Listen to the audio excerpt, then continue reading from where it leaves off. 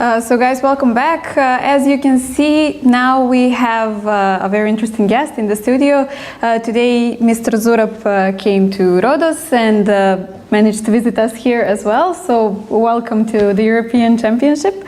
So the first standard question is, how satisfied are you with the organization? Hello, dear Dragana. Hello, everybody who is listening us now. Well, I just came in the morning after overnight flight, and I'm already in the business. So it's today start the second half of the European Women's Championship. They understand the championship is going very well, very interesting. Its organization, I have no doubt about this. You know, it's a beautiful playing hall and generally playing condition. So organizers did their best, and looks like that players are also doing their best. So I was really surprised about this successful first half of the Georgian youth champion, because she is several times Kirtadze become a champion of Europe in the age groups. So people ask me, you know, they wonder about this, that how it's possible. I said, okay, it's up and down. Chess always is up and down. So you go, you make some progress, then you go down, then again make some progress. So it was a few years that she has really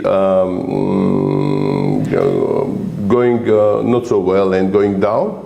But looks like this now she established better form, and now even analyzing the game, except the first game, to say the true, first game she had to be made in two. The opponent just didn't see this, or she was in the panic. I'm sure that she saw this before, so she just forgot about to make a mate. And after this, you know, it's always, you need a luck. It was a luck, and after I cannot see that it was a great luck. So she's playing well, which is giving motivation for the others, for more experienced chess players who are plenty of here. The best players of Europe are here. Motivation, of course, to go after the leader, and finally to score the event and to become champions or get a license for the World Cup. So I would like also just to say thank you to European Chess TV. You're doing also amazing job, and we are listening to you, and I hope that audience of people who are listening this will more and more in the future. Yeah, thank you very much for the kind words. We also hope that our viewers are satisfied as well.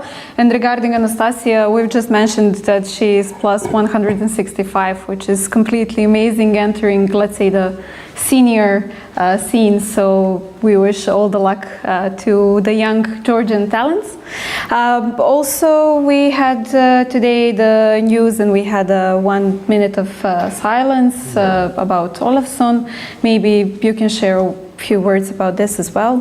Sure, of course, it's a really sad news, and you know, not usually, you know, you live as long as people will remember you. And Fridrik was Mr. Fridrik Olafsson was a person, and not only person, he was a personality.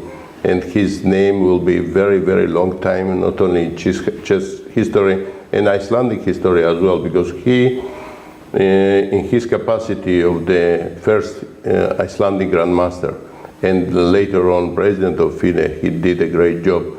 Everybody remembers 72 when he was also a leading organizer for the Boris Spassky and Robert Fischer match in Reykjavik. So later on, I announced this already, but I want to repeat this, that in very difficult period of FIDE, when Viktor Korchnoi left the Soviet Union, he became officially dissident against the Soviet system. And Fridrik Olafsson had to organize 2 matches in '78 in Baguio, and he was involved in the organization, and then in '81 in Merano. So 2 matches with Viktor Korchnoi against Anatoly Karpov.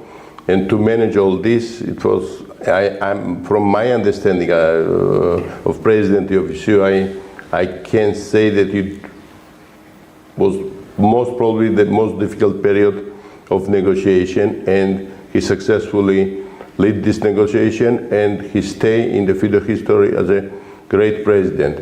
I have an honor to meet him in person when 2015, when just I became few months, I was just few months elected president of the ECU, and we went to Iceland to celebrate his 80th birthday. It was very memorable event, and Fridrik, you know, it was for me, it was just too great to know such a person, you know, and I was truly happy about this. Later on, we meet also with FIDE president, the time FIDE president. I'm talking about the number 6, Girsani Lumzhinov. We went also together to Iceland. Again, we met Fridrik Olafsson and opened the tournament, which is name here is Harpa, the tournament. Together, make a ceremonial first move, and later on, Girsan, as usually, he was proposing to everyone to play one blitz game. So they play with Fridrik one blitz game. In some moment, Girsan, as a politician, he offered him draw, but Grandmaster Olafsson said no draw. And I can say that in his age 80, he was playing brilliantly, and he beat, of course. I don't think that Girsan, he somehow was frustrated about this. I'm sure that it was very friendly match. But Olafsson showed that when on the chessboard, it's only competition. So this was a very important example for me, because politically he can agree for draw, but the fight have to continue. This was his true sportsmanship. And I truly want to share with deep condolences with my Icelandic colleagues, grandmasters, and Chess Federation, as well as all Icelandic people. I am sure that they know Fridrik Olafsson very well. And rest in peace, dear Fridrik. Your name will stay in the golden letters in the FIDE history. Yes, which is very, very important. Of course, the ones who have contributed to the great history will always be remembered. Coming back to slightly more happy topics, I would say. Sure. This is life. This is life, yes. Unfortunately, we have to deal with both the dark and the bright side every single day.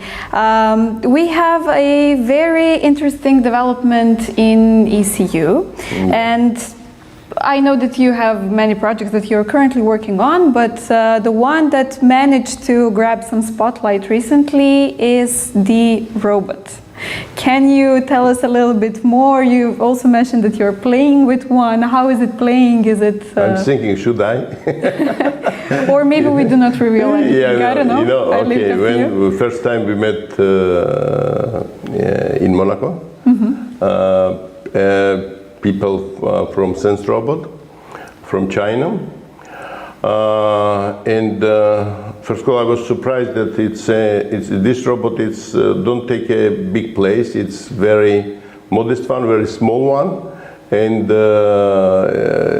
in any kind of condition, a very small one, even 4 square meters, you can use it. I was surprised actually to understand to hear that the robot can play over 3,000 kilo. So wow. I tried in Monaco to play one game on that level, and around move 20 I understand that even I was with white and I try not to make mistakes, the robot in the positional style completely overplayed me. So, on level 300. Then later on we have a negotiation. We have a quite successful negotiation for the future for SenseRobot and for ECU. Very fruitful documents, which actually will be signed here very soon.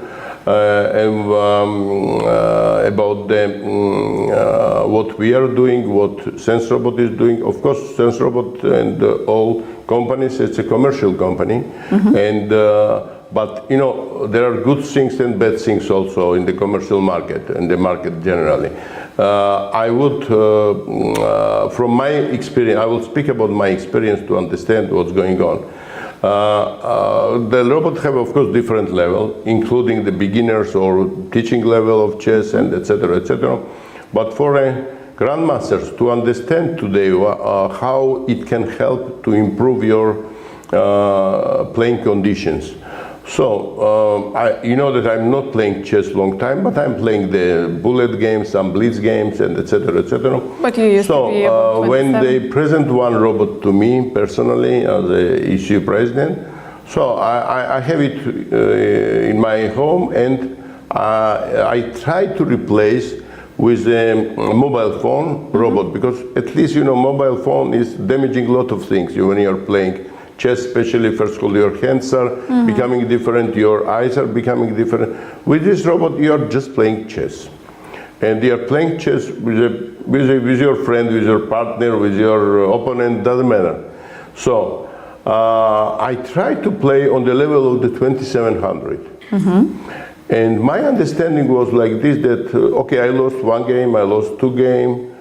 Then my wife actually recommended me, why go on that level, 2700? You are not playing chess 15 years. Now you want to play on the level of 2700, it's impossible. So go down on the 25 level. 25 level, it's a grandmaster level, because below it's okay, master level.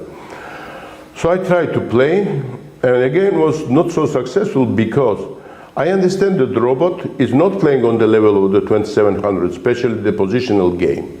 But in tactic, it's just brilliant. It's probably 2800 in tactics minimum. So what the robot was trying from the first moves to put me in the tactical position, and I could not manage to avoid not to go in the tactical position. And in the tactics, of course, he was overplaying me. So this is, for the chess players, this is very important, because when you know that your opponent is very strong in tactics, how to avoid position to go in the tactical routes. This with robot you can learn it, how not to go. Finally, yesterday was a successful day. I managed with white not to make complications, and finally in the end game, which was worse for me, worse end game, but I managed to save this, because somehow I know what to defend exactly, and robot don't have many possibilities to make the tactical skills. 2300 I try also master level, very interesting one. Of course it's become pure tactical game, but the level of 2300 is for master level, it's not for grandmaster. And somehow I managed to win against 2300, so I was really happy with this. And I'm sure that,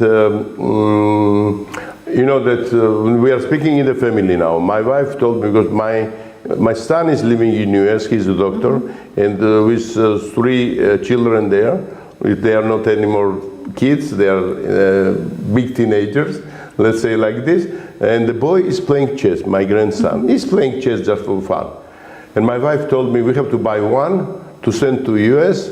Yes, because I will by sure. You know, in the family, to have this robot, you have a very nice opponent or friend, like you know, improving your chess level.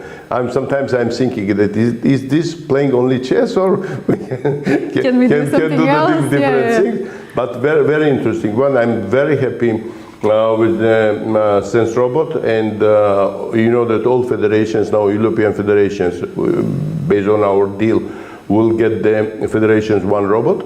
Will be sent to the addresses of the federations. And then, of course, soon SenseRobot is promising that they will start to trade, to go for the commercial level and advertising level as well, that they will advertise. It will be very good price in the beginning. And I hope that many people who really wants to not only play chess professionally, but just to enjoy with chess, to spend nice evening or nice 1 hour, something like this, it will be great present for every kids or every adults also, because you know chess is a unique game. Kids can play, and very old people also can play. That's a unique opportunity. I would like to thank SenseRobot, and soon we will meet and sign a very interesting document here. Yeah, so this is very important news. Basically, we know that artificial intelligence is nowadays very popular, but I also want to mention that Alan Turing, for example, the father of artificial intelligence, also wrote the first algorithm for trying to develop artificial intelligence. This is basically the basis. So nowadays, now we finally have the moment where we have a decent opponent robot that you can set it to a different level and so on. And this is coming from a former above 2,700 players. So guys, you can know that it is tested pretty well. And one more important information, can it be pre-ordered right now, or is it still not available? We need to wait a little bit more for ordering. I think after we are going to sign on the 12th, ceremonial document here, and as I know that immediately they will go to the market, and there will be the good news that the price will in the first months will be quite interesting. Will be 50% of the selling price, which they are. I really think that this is very good things that people have to, when chess don't need a big investment, and this robot also doesn't cost the fortune. So, but when you have such a thing at your home, it's like an asset. Yeah, it's like you have another person as well. Yes, another person, Okay, it's not cooking in the kitchen, like Elon Musk is doing with his friends. Maybe with some new update, who knows? New update, who knows what I say. I'm joking with my wife. New updates will be maybe cleaning the house or preparing the food and etc. Why chess? Why not? Exactly. But first we have to prove that chess level of the robot is highest. Very nice level, very good level. Okay, so this is very important. And thank you very much once again for coming to the studio and sharing with us your thoughts. And I believe that the first-hand experience with SenseRobot is very insightful, and that, guys, it will bring you closer maybe to the decision to pre-order it once it's available. I know that it feels very interesting to me, and that I would want to try it as well. Sure, I think you will have opportunity also to play. Yes, I hope so. They're coming very soon. They're coming. Yes, I hope so. Okay, so thank you very much. I hope that maybe you can join Aloysia now to do a short commentary.